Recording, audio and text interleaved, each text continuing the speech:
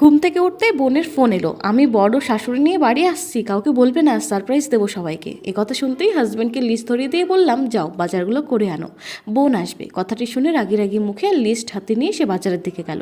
ভাবলাম ভেজ বিরিয়ানি বানাবো, সাথে বোনের শাশুড়ি যেহেতু মাছ মাংস ডিম কিছুই খান না, ওনার জন্য পনির, আর বোনের বরের জন্য চিকেন ফ্রাই, আর রায়তা তো থাকছেই। রান্নার যোগাযন্ত্র শুরু করতে হাজব্যান্ড ধপ করে বাজারের ব্যাগটা ফেলে বলল, মাসের শেষ, সব টাকা বেরিয়ে গেল, চিকেন ফ্রাই ভেজ বিরিয়ানি সব রেডি, পনির আর রায়তাটা করতে যাব। ফট করে শাশুড়িমা পনির আর দইয়ের প্যাকেটটা নিয়ে ফ্রিজে রেখে বলল, বনি তো আসছে, এত হাজারপদ রান্নার কি আছে। আমিও কোনো উত্তর না দিয়ে হাতটা ধুয়ে ঘরে গিয়ে বিশ্রাম নিচ্ছিলাম।